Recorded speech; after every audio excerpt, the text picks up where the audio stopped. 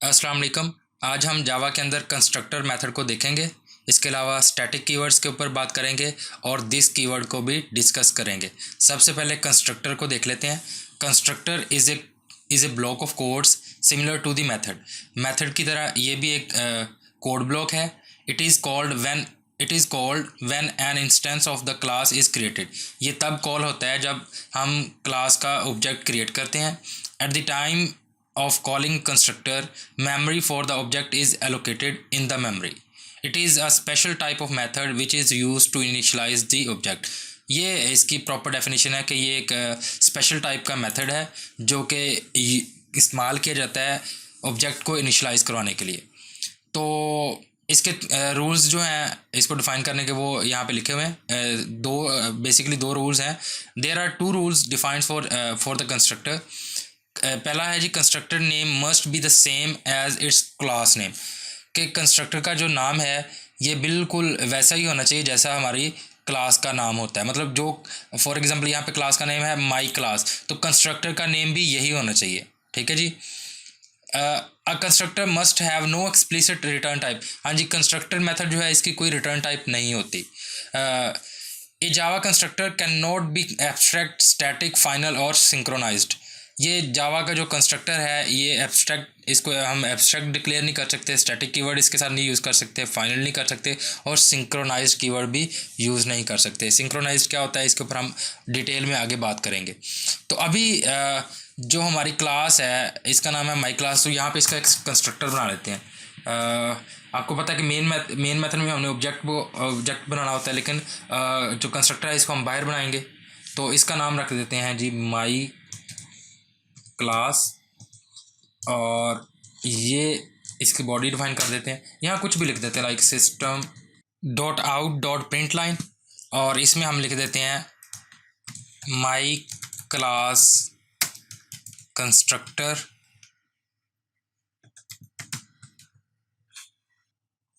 अब हम इस कंस्ट्रक्टर को कॉल करेंगे तो सबसे पहले हमने अपनी क्लास का नेम लिखना है माई क्लास। इसका कोई भी ऑब्जेक्ट बना लेते हैं like OBJ is equal to new का कीवर्ड, और इसके बाद जो हमारा कंस्ट्रक्टर मेथड था वो था माई क्लास। ये हमारा डिफ़ॉल्ट कंस्ट्रक्टर है जिसको हमने कॉल किया है। तो अब ज़रा इसको हम रन करके देखते हैं कि क्या इसका हमें रिज़ल्ट मिल रहा है। यहाँ पे आप देख सकते हैं कि हमने डिफ़ॉल्ट कंस्ट्रक्टर को कॉल कर लिया है और हमें ये हमारी स्ट्रिंग जो है ये हमें मेन मेथड के अंदर जब हमने कंस्ट्रक्टर को कॉल किया था तो हमें ये स्ट्रिंग गेट हो गई है। इसी तरह हम अगर फर्दर देखें तो कंस्ट्रक्टर की दो टाइप होती हैं। ये जो हमने सिंपली अभी जो कंस्ट्रक्टर बनाया है ये डिफ़ॉल्ट कंस्ट्रक्टर कहलाता है, और जो दूसरी टाइप है उसको कहते हैं पैरामीटराइज्ड कंस्ट्रक्टर। तो उसके लिए क्या है, उसके लिए ये कि हम इसी कंस्ट्रक्टर के अंदर कोई पैरामीटर पास कर देते हैं। लाइक इसमें हम दो पैरामीटर पास कर देते हैं। एक हम कोई इंटीजर पास कर देते हैं और एक हम कोई स्ट्रिंग पास कर देते हैं, इंट आई, और इसके अलावा कोई स्ट्रिंग है और इसमें हम पास कर देते हैं नेम। तो अब हम क्या करेंगे, अब हम इनको कोई वैल्यू असाइन करेंगे। तो उसके लिए हम क्या करते हैं, ऊपर इंट एक आईडी कह देते हैं और एक कह देते हैं इंट नेम। चलें, ये नेम यहाँ पे नेम की बजाय n कर लेते हैं। तो अब क्या करते हैं, अब हम इन वैल्यूज़ को सेट करते हैं। तो हम आईडी को वैल्यू दे देते हैं जो कंस्ट्रक्ट के पैरामीटर से आएगी आई, और इसी तरह जो नेम है इसको हम वैल्यू दे देते हैं n। ये वैल्यू हमें जब हम हमारा जो कंस्ट्रक्टर है इसमें जब हम एज अ पैरामीटर कोई वैल्यू पास करेंगे तो तब हमें ये वैल्यूज़ गेट हो जाएंगी। तो अब हमने करना क्या है, अब हम इस तरह करते हैं कि हम एक कंस्ट्रक्टर के अंदर एक पैरामीटर यहाँ पास कर देते हैं और दूसरा नीचे पास कर देते हैं, बल्कि दोनों ही एक ही जगह पास कर देते हैं।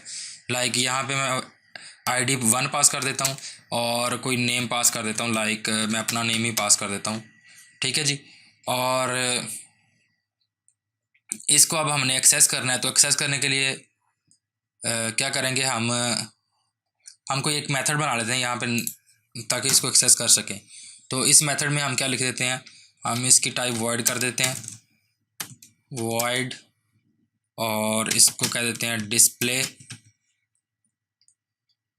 इस मेथड के अंदर हम क्या करेंगे, हम लाइक हम लिख देते हैं कोई सिंपली एक स्ट्रिंग ही लिख देते हैं, system dot out dot print line से हम सबको एक्सेस कर लेते हैं, system dot out dot print line.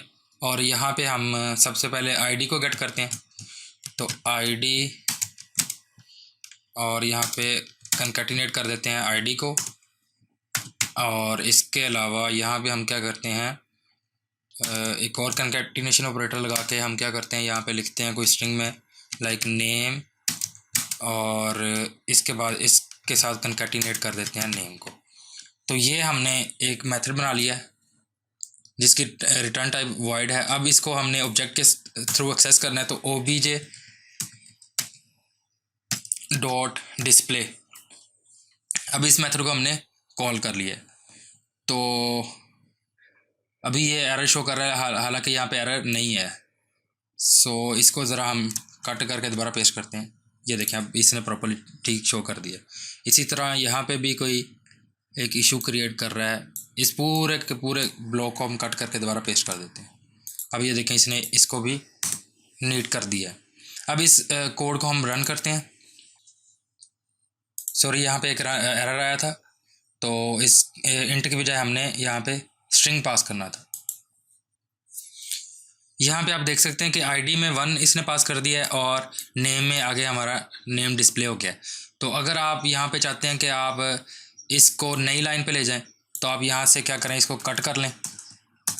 जो आसान सोल्यूशन है वो यही है, आप इसी को कंट्रोल डी दबाएं, डुप्लीकेट हो जाएगी लाइन, और इसमें जो दूसरा पैरामीटर था वो इस तरह से पास कर दें।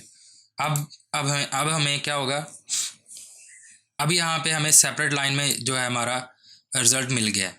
तो ये था हमारा कंस्ट्रक्टर मेथड, और इसके अंदर हमने दो टाइप के कंस्ट्रक्टर्स को डिस्कस किया। एक था हमारा डिफ़ॉल्ट कंस्ट्रक्टर और दूसरा था पैरामीटराइज। इस तरह से आप पैरामीटर्स वगैरह पास कर सकते हैं। अब हम स्टैटिक कीवर्ड को डिस्कस कर लेते हैं। तो मैंने यहाँ पे एक मेन मेथड क्रिएट किया है। तो यहाँ पे हम क्या करते हैं, हम एक स्टैटिक कीवर्ड ले लेते हैं, स्टैटिक स्ट्रिंग टाइप का कोई हम वेरिएबल बना लेते हैं, माई str लगा देते हैं इसका नाम, माई str इज़ इक्वल टू कोई भी वैल्यू दे देते हैं यहाँ पे पाकिस्तान। अब यहाँ पे एक मेथड बना लेते हैं, void डिस्प्ले, और इस मेथड के अंदर हम इसको प्रिंट करवा लेते हैं, सिस्टम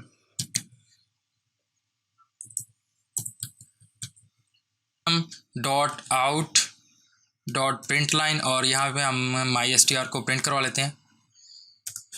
और यहाँ पे ऑब्जेक्ट क्रिएट करते हैं इस हमारी क्लास का।